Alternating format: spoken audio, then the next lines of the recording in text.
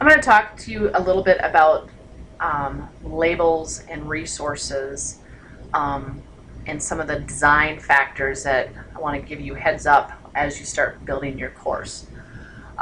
First of all, this here, right here, that is a course heading, and I've changed the name from Topic 1 to Module 1 Online Tools and Concepts.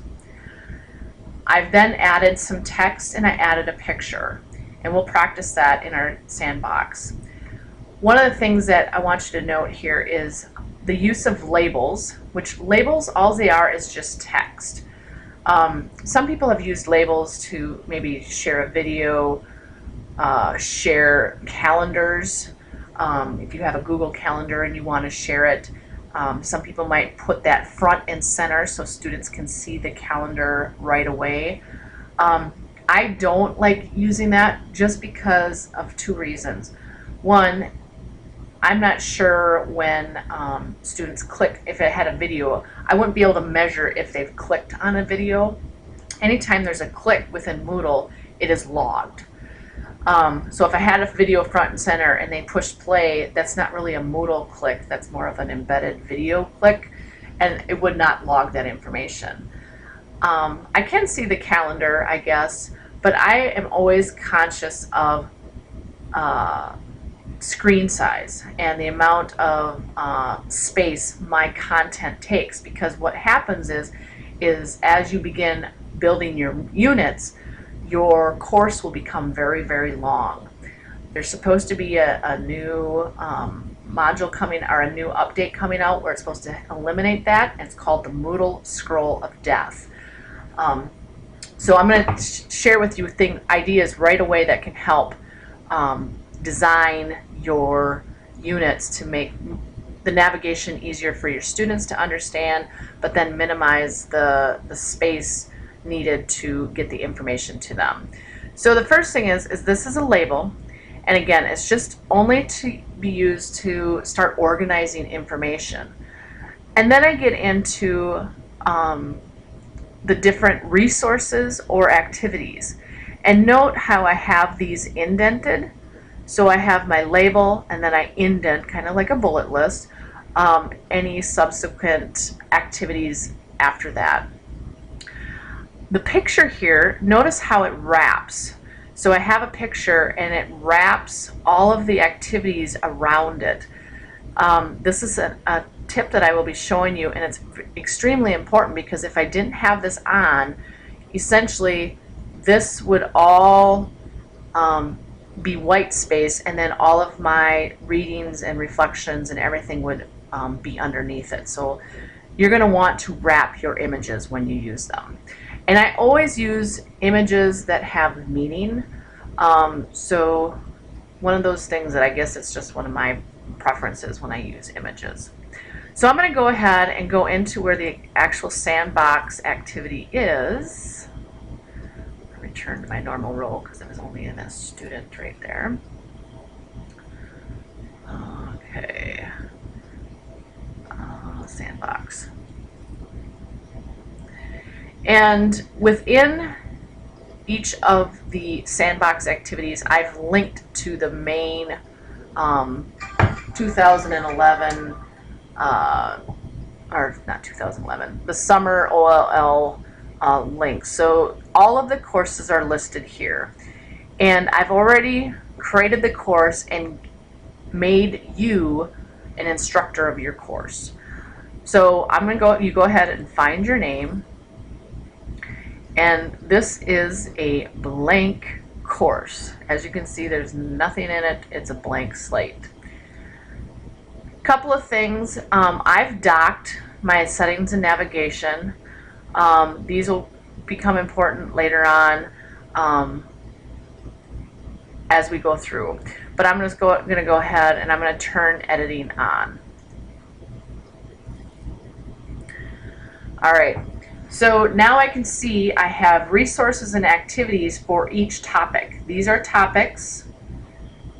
You only want to put general course information in this blank topic, or what I call topic 0. Then as you start building your lessons, you want to use every subsequent topic later after that. So, for instance, I want you to create a label that's essentially the name of your course. We're going to go add a resource and insert label. And what is your course name? If I was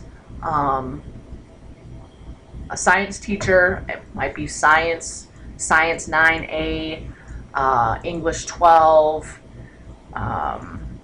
Algebra 1 and 2, whatever. So what I want you to do is add a label for the name of your course. And for mine, it was establishing your e-classroom. I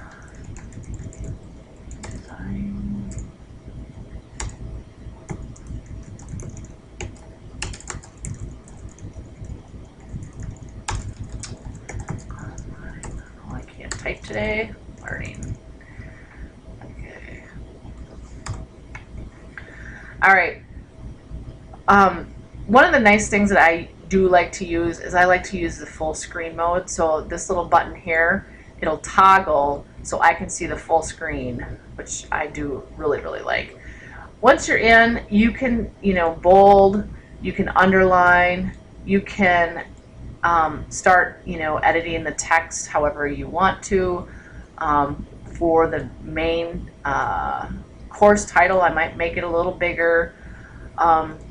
But you don't want to go too crazy because you want it to be somewhat, I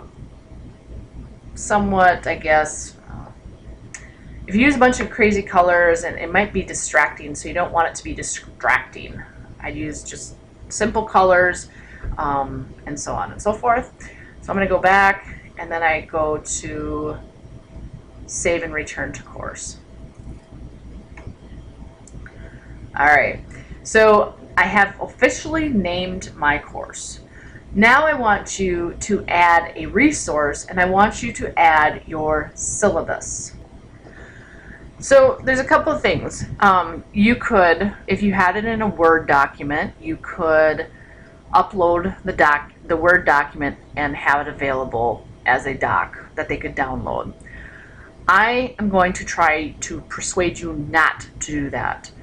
You want to stop using external applications to open your files, like Word, like PowerPoint, like Excel. And the reason being is our students coming in we no longer know what kind of devices they have.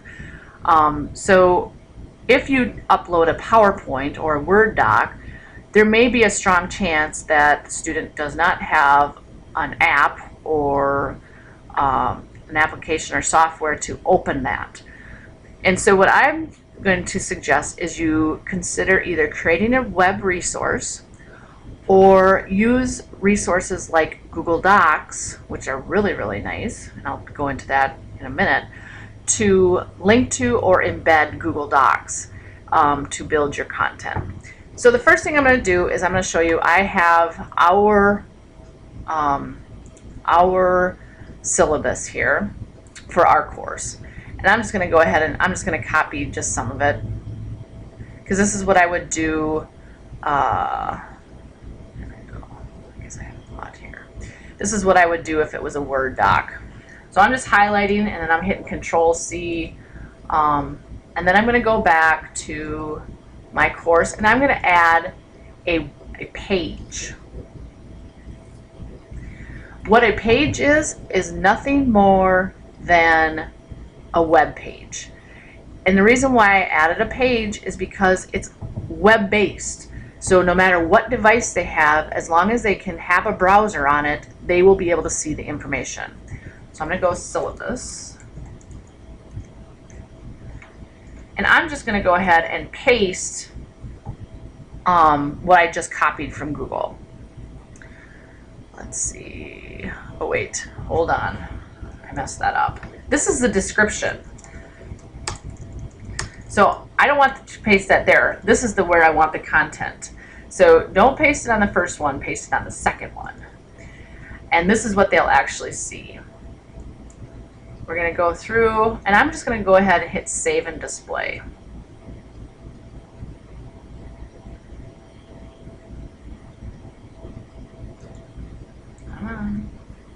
Must be missing something.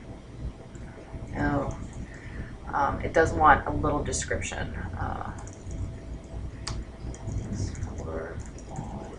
Course. There. Save and display. All right.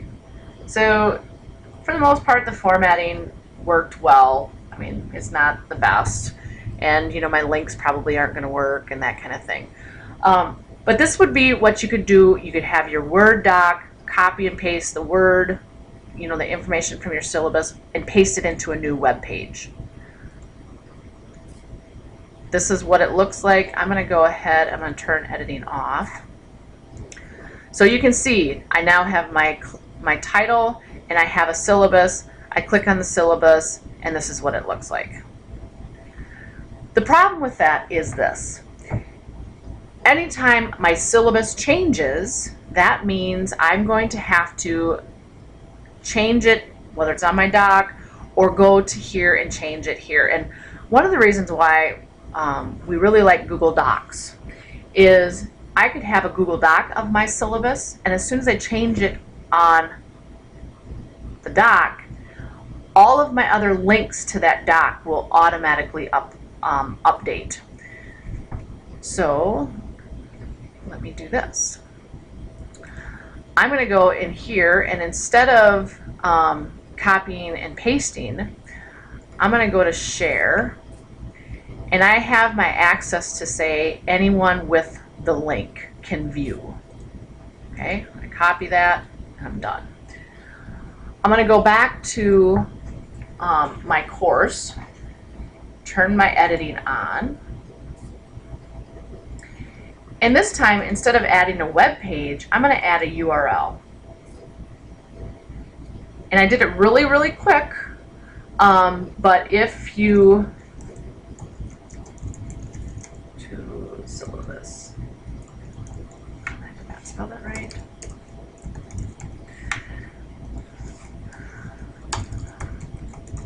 I think I needed lesson in typing. All right, so I did it really quick, but I was able to copy the link to my Google Doc, and it's this really ugly looking link. But I'm going to use this because, save and display. Actually, I don't want to do that. I want to go back here. So right now I have, this is a web page, and this is a link to my syllabus. And notice it came right up. There's one more other feature that I could go into, but I'm not going to go into it right now, and it's where you can actually embed a Google Doc. So those are two options to look at. Now, if you remember when I first started speaking, that I talked to you about how I indented. This is when I can start indenting. So I can start aligning my information. Now, I have my course name, I have some of my course materials. Now I'm going to go into my actual unit, and I'm going to go to Unit 1, or Topic 1. I'm going to click on this little editor here. I'm going to rename it from the section name of 1 to Module 1, Intro to Online Learning. You might have something, you know, whatever, maybe a chapter in a textbook, however you're going to do that. Then I'm going to grab my picture. I have one on my desktop. I'm going to browse for it, upload it. Okay. You want to give it a description.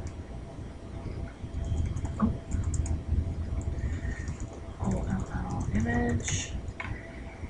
And to align it, you want to go to Appearance and Right Align. Then it will wrap the information. I'm going to go to Insert.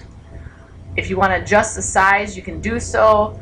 I can toggle to full screen if I need to, and save